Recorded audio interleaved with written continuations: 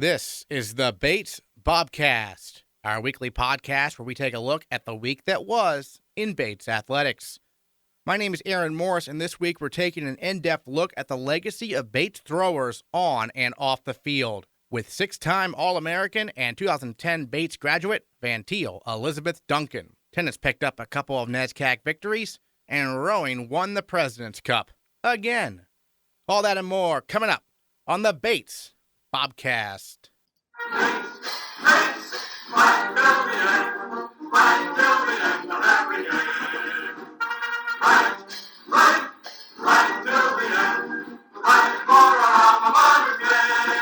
After some close losses over the weekend, the Bates softball team swept Fisher in a doubleheader on Monday. They mercy ruled the opposition 14-0 in Game 1 and stayed hot with a 9-2 victory in Game 2.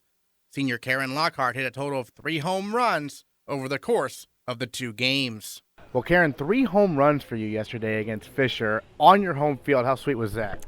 That was pretty amazing, and also just amazing to get the first wins of the season, especially for Kylie and Sam. They got their first career wins. That was great for them.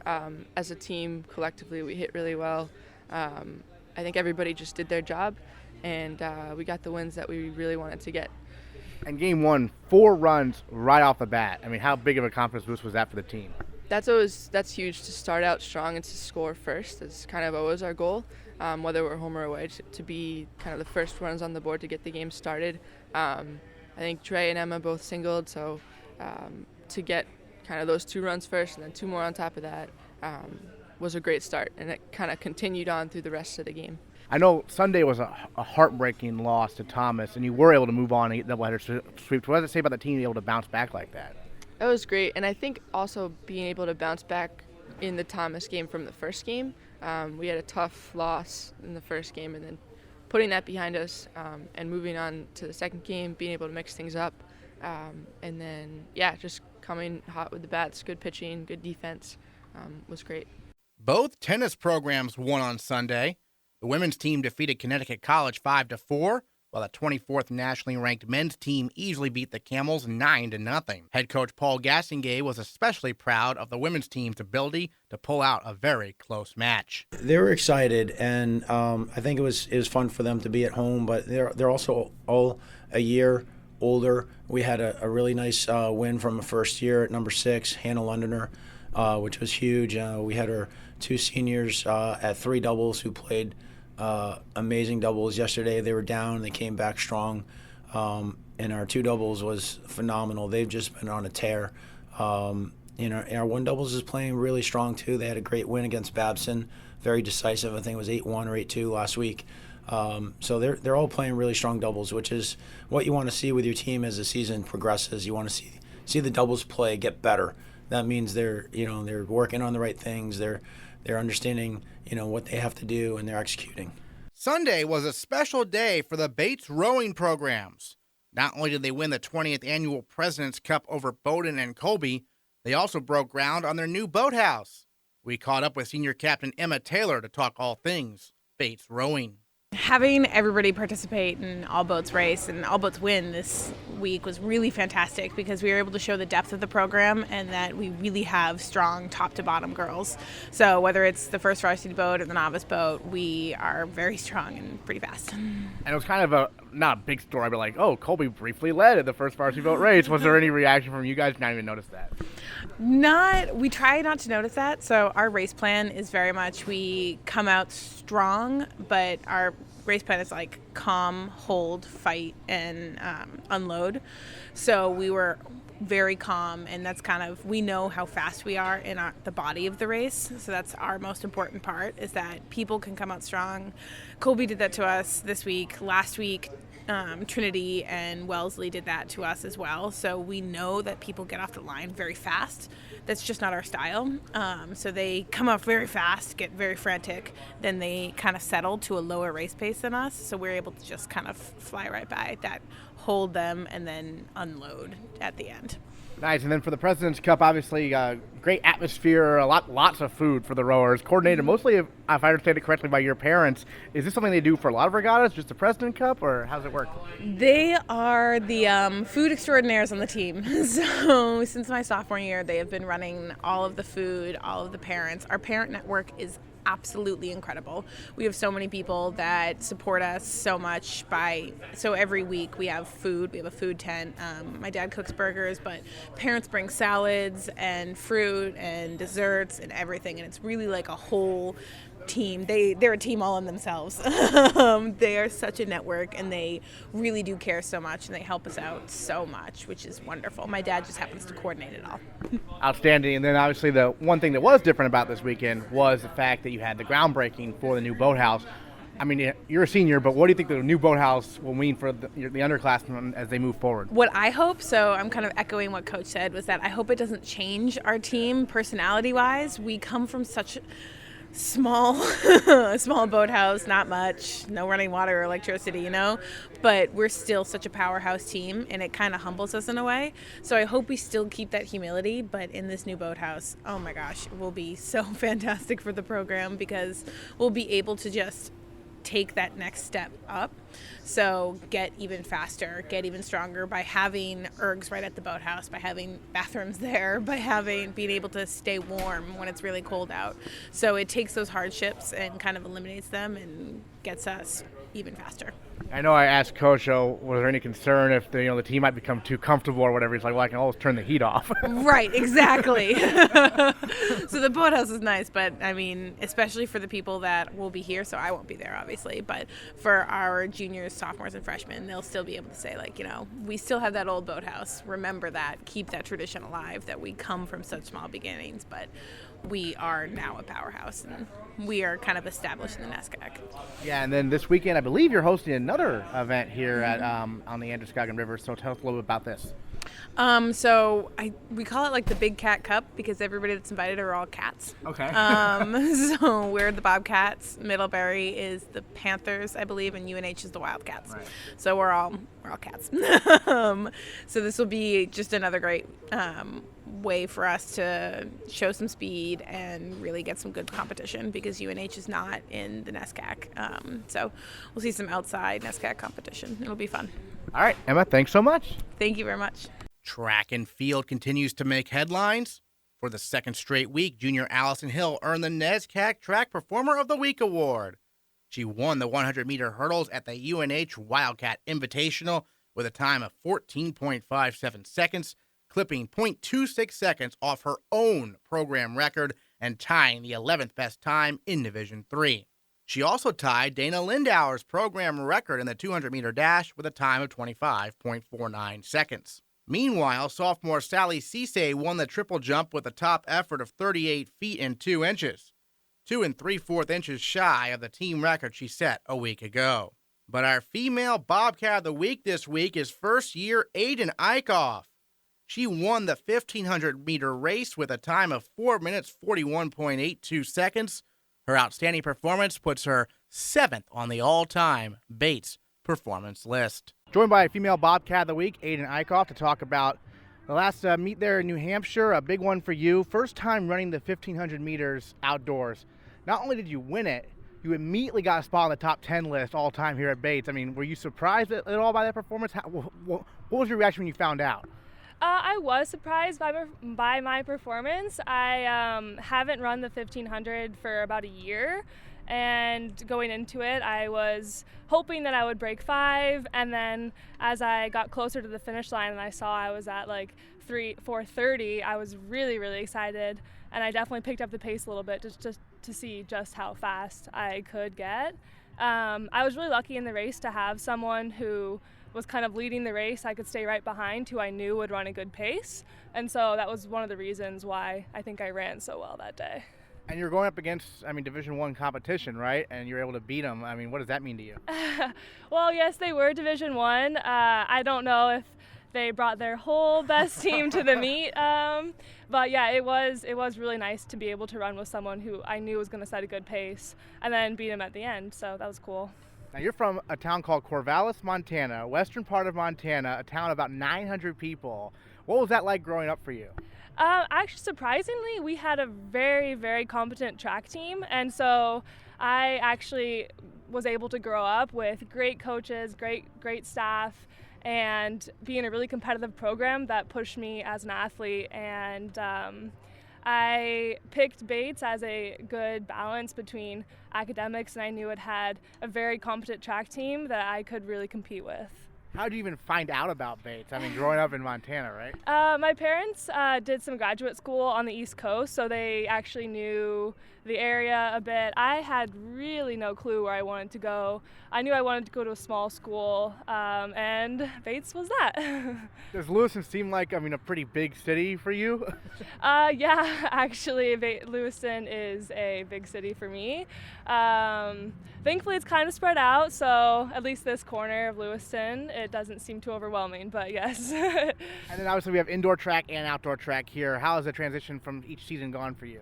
Well, I've actually never done indoor track before coming to Bates, so it was very interesting when I ran the 800 to have to run 4 laps instead of 2, and that was an interesting transition, and I'm actually really excited to run it again next year because I really, really liked it. And one thing that was nice about it was that there was really constant conditions, and for outdoor track, especially in Maine, we don't really have a lot of that. And I think that's one of the things that really pushed me to run a good time this weekend, is that it was a very nice day out, and we were really set up to run a good time. Yeah, you mentioned the changing conditions on perfect timing. It was sunny earlier. I just felt a raindrop. Yeah. But I know you also play soccer here Yeah. at Bates. Was that the intent originally to play, multiple sports? Yes, when I graduated from high school, I knew that I didn't want to give up either soccer or track. And so once I found out that I was going to Bates, I emailed the soccer coach and was like, hey, I'm coming here. I'm going to try out. And it worked out really well.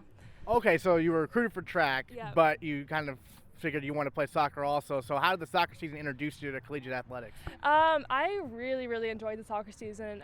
It was a very competitive level, actually. NESCAC is one of the best collegiate groups for soccer, and so I was really, really lucky to be able to watch and participate in some really high-level soccer. Do you talk at all with the other student athletes like Allie Hill, for instance, who do multiple sports, about how they balance everything? Yeah, actually, Allie Hill and I have become really good friends this year, and it is really great to have her as a mentor for both soccer and track now. And then going forward, what are some of your goals the remainder of this outdoor season? My goals. I do want to be able to compete with some of the other NESCAC athletes in the 1500. I know there's a couple girls from Bowdoin and Colby who can run a very competent 15, and especially Williams and Middlebury. So I was looking at their times today, actually, and I'm really, really excited to be able to compete against them at NESCACs. And I'm just really looking forward to the rest of the season. Hopefully I can drop my 800 time a few seconds, but the 1500, that time kind of surprised me, so I'm hoping maybe I can cut a few seconds down on that as well. All right, great. Aiden Eichhoff, our female Bobcat of the week. Thanks so much. Thank you. The men's track and field team also excelled at the UNH Wildcat Invitational, finishing second in the meet ahead of Division I Maine. Sophomore out of D-Ray Facariti won the discus throw with a top effort of 160 feet, 8 inches, establishing a new career best. Senior Nick Margitza won the shot put, junior Jeffrey Jones won the triple jump, and junior Michael Horowitz won the 1,500 meters. But our male Bobcat of the week this week is first-year Tyler Harrington. He won the javelin throw with a top effort of 187 feet, 8 inches, putting him in 6th place on Bates' all-time performance list and in 25th place in the National Division III rankings. Joined by our male Bobcat of the week, Tyler Harrington, here on the Bates Bobcast. First of all, obviously a big performance for you in the javelin over the weekend. What really worked for you in that particular meet, you thought? Yeah, well, I really worked hard all through the week, and I kind of plateaued early in the year, and I finally connected on one, and I just carried it through the rest of the meet, and it was great. And then obviously, top 10 list already for you, right? Yeah. Is that correct? Yeah. So what does that mean to you? I'm pretty excited. I came in here I want to break that top 10 list pretty early, and I'm very happy I did so, and I couldn't do it without my coaches. They really helped me out, and it was great.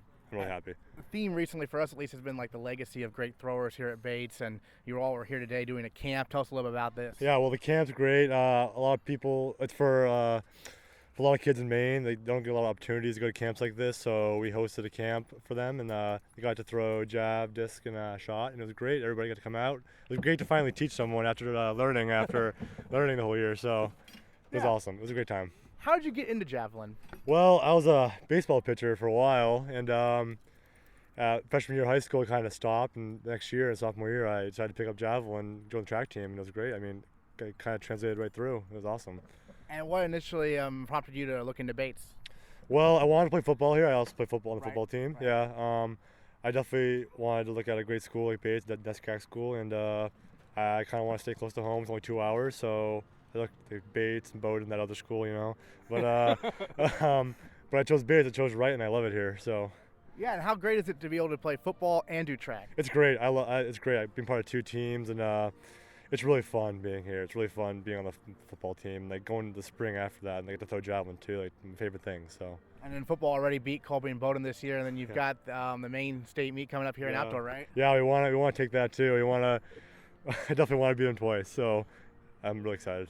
And then as a first year, what have you learned the most from? You touched on it earlier, learning a lot. What have you learned the most from some of the upperclassmen? Well, Nick and D-Ray, they don't really do javelin, but I definitely learned, the work ethic from those guys. I see them, Nick, they didn't throw really far initially. They had to work at it, and I kind of picked it up from them, and it's been great working with them. It definitely made me better. And how about Coach Fresh? What's he like? Oh, he's great. We have a lot of fun, but we're serious too. And Fresh really taught me a lot of things. Like I came in here thinking I knew almost everything about the jab, and my reality I know nothing, almost nothing, almost nothing. And he really helped me out, and it's awesome. So last question for you: what are some goals for you personally moving forward here? Well, I wanna make nationals this year. That's one of my big goals. I'm a few feet off. I want to keep building on that. And I just want to help the team out. I want to win Maine State meet. I want to win NESCACs. I want to win all these meets. Sounds like a plan, Tyler. Thanks so much. Thank you very much. With Bates throwers continuing to excel at the national level, it's time to take a closer look at what they're doing off the field as well. On Monday, the Bates throwers held a free throwing clinic for kids from around the state of Maine and beyond. The clinic is in its 6th year and is led by 2010 Bates graduate and 6-time All-American Vantiel Elizabeth Duncan. We sat down with Duncan for a wide-ranging discussion on the importance of the free throwing clinic and what it means to be a Bates thrower. Al said he called you the mother of this camp. Yes. The clinic is amazing. The Bates Throwing Clinic started from a crazy idea when I came out of nationals. It was something in which I had gone to our coach Jay, for the head of the women's track and field, and to Coach Fresh and said, look, we are awesome at Bates throwing. I was a high schooler in Maine and I didn't have a coach. Why don't we create an opportunity for kids from all around the state to come and learn from us, learn from the people who know the best. And that's it. So we, my first year, we actually it was actually a 2-day event, and we had middle schoolers and high schoolers. And now 6 years later, we have people from Pasquataquis, Dover, Foxcroft. Like, it's crazy. It's amazing. I remember in past years that we've had people from Aroostook County all the way to kids who drove from Connecticut that came up. So I'm really, really happy to see the progression. And this is not only for this is not only for the youth and the students in the community, but it's also for our throwers. This whole entire, my idea originally was, let's pass the knowledge that I have to people who were like me when I was in high school. But then, when you think about it, you're teaching kids, you're coaching kids on things that you love to do. You absolutely love to do. So you're going to get into it. You're going to even find what they're doing, you do in your natural throwing pattern, and then you're talking about it. And then also for a female thrower, I think that that's the most positive image that you can see, is that there are women throwers that are in college, they're having fun, they're doing this, you can do it too. I think that that's of the niche of throwing itself. Female throwers, no matter what you're throwing, javelin, shot put, discus, hammer, you're not going to find that many women there. So having these youth girls seeing other women doing well and continuing from high school into college, or starting in college and keeping it up until your senior year, the best thing that I could ever wish for. One of the themes this week has been kind of the legacy that Bates throwers have handed down, right? And we've talked about how on the field what the legacy is, but also I know you brought up off the field as well, just some of the influence Bates throwers have had, men and women. Tell us a little bit more about that. Sure. So the legacy is so deep, and it's so rooted. These students who are working their tails off every single day drilling, and it's only because really they know when they go to Massachusetts there will be throwers there cheering for them, and those throwers, some of them have been woman of the year. We have Liz Wanless on the women's side, who was woman of the year, NCAA woman of the year. We have Keelan Godsey, who basically hands down was the best thrower that ever came through Bates, no matter what year you're looking at. And from post Bates, made a huge stand for throwing and transgender athletes, which is something that is so, it's kind of hush hush. And when he went to the trials and he made it to the finals, he was so close to going and being on Team USA. And on every, you had Washington Post talking about, a alumni thrower from Bates, and how, not only how awesome they are, but the social concept of transgender in athletics, and where do people belong, and should we even have genders in the first place? Like, it was amazing, and I was so proud, because that's the legacy that all of these students have coming. You mentioned the friendly rivalry. I know you and D-Ray earlier were joking around about and whatnot. What's that like, your relationship with the current students? So it's very funny. This current, and I think that I may be one of the more active alums when it comes to going. I'm gonna be honest, I only go to a few meets because I'm originally from Topsom, and I can't wait for Aloha's, which is gonna be in Brunswick, in my hometown, this weekend. But this rivalry, it's just reminding them who has come before them, and know that if we can do it, then you definitely can do it, and you shouldn't have any excuses at all, because we went through it. And now, if anything, you have more tools, more resources, the internet. Coach Fresh now has, before I remember, I think it was maybe my junior and senior year, or senior year, Coach Fresh was taping us with this high-tech video, what have you. And then he, every week we would get the little files back, and we would be looking at it, and it was very grainy, but it was helpful. Yeah. Now these kids have, they have their Coach Fresh taping them on an iPad. There is no excuse for them to have for them to not have great playback, to not know where the positions an example, not know, the arm has to be a certain way, you're blocking too low, your foot is not straight enough. Those excuses don't exist. So with me, with D-Ray and I, it's hilarious, only because also, D-Ray, when I first met D-Ray, he didn't know who I was. I came over in an indoor meet, and Katie, who I was mentioning, had said, "Oh, there's Vantiel." And I come over just to cheer, and then he had heard, and he was like, "Who in the world is Vantiel?" And I was like, "You should know your history." And this is another thing about, Batesies, is that I knew exactly who came before me. Yeah. And that's part of the legacy. That's what a Bates thrower is. Knowing who came before, and what you have to strive to even, break a top 10 list, let alone go to nationals or anything. If you look at our top 10 list on both the women's and the men's side, those are performances that could easily qualify for a NESCAC list. When you look at the men's, could qualify for an ECAC list, for the women's as well, and some events. And then for Hammer and stuff, some of Keelan still has, for all I know, Keelan still has the national record, no matter what division you're looking at. And so it's not something that's completely, it's not new. And he should expect it, and he does expect it. And so that's where the playfulness comes from. It's just alums ragging on on the students, saying, you know, don't make us look bad. Like, we came before you. We may be old, but we still have the expectations that, you know, your coaches have for you, because we proudly, you know, there are a lot of alums out there who proudly wear their sweatshirts, their caps.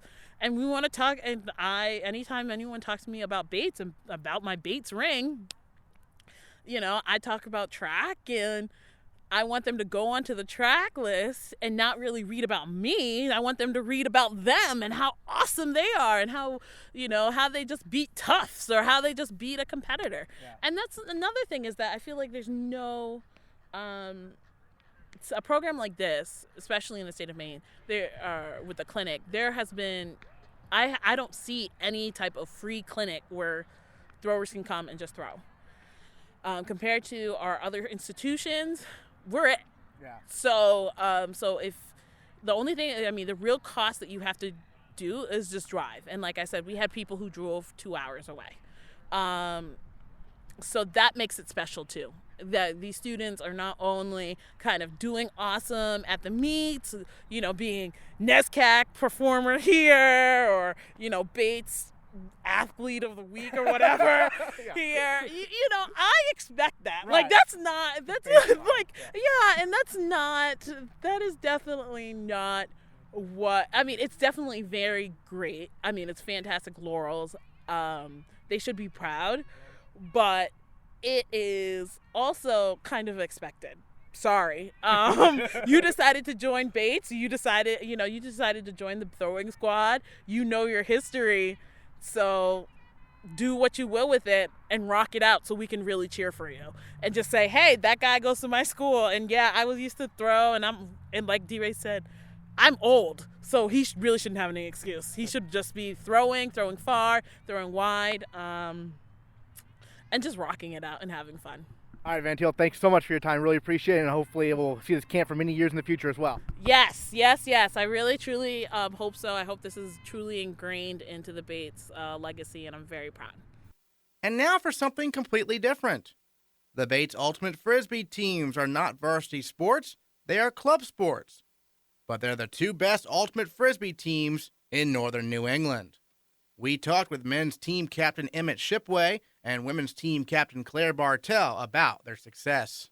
Joined here by Emmett and Claire, captains of the men's and women's ultimate teams respectively. And first of all, great sectionals for both your teams this past weekend. I know you beat Colby, Bowdoin, and Middlebury. Emmett, tell us a little bit about the success of the men's team so far this year. It's been a great year. This sectionals performance kind of shows how much we've improved over my 4 years. When I was a freshman, we could barely hang with Bowdoin, but we still ended up losing. In Middlebury, we weren't even close.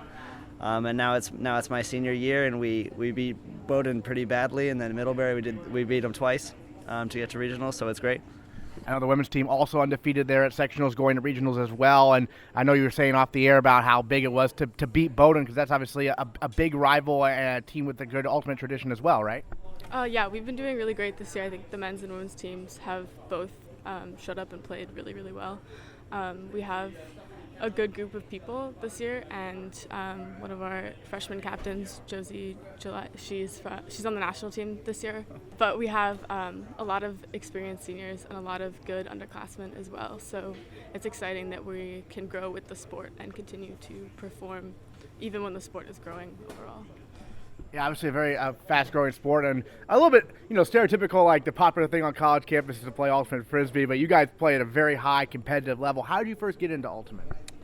I always threw frisbees when I was little with my dad, and then I originally didn't like it because he hit me in the hands too hard one time, and I gave it up for a couple years. But then when I got here, you come in, you sign up for a lot of things, and then, I stuck with ultimate because suddenly I had 100 new friends, on the men's and women's team, a bunch of people that I had this network of people that I had something in common with. And then I just fell in love with the sport and stuck with it. And as for you? Yeah, Seattle. I'm from Seattle, and they have a pretty big youth scene there. So I played in middle school and high school, and then came to college knowing that I was going to play. Got to ask you about the possibility of going to nationals, because I know the men's and women's teams, they've been very successful, but I've never gone to nationals. What do you think your chances are? What will it take? We are an outside shot for sure. But that doesn't mean, we surprised ourselves at regional or at sectionals. There was a little bit of confusion as to how many bids there were going to be, but now we know it's 2, and so we have to come top 2. And none of those guys is going to leave anything out on the field next weekend. So we believe. Absolutely. And then on your end, top 4 go to nationals, right? Yeah. We have a couple more bids out of regionals, which is very exciting. I think we have, as long as we keep working hard, there's definitely a chance that we can do it, which is very exciting. For anyone who's interested in learning more about how they can join the Ultimate team or learning more information about it, who should they contact? Where should they go? The team is huge. So there's a lot of kids that play Ultimate.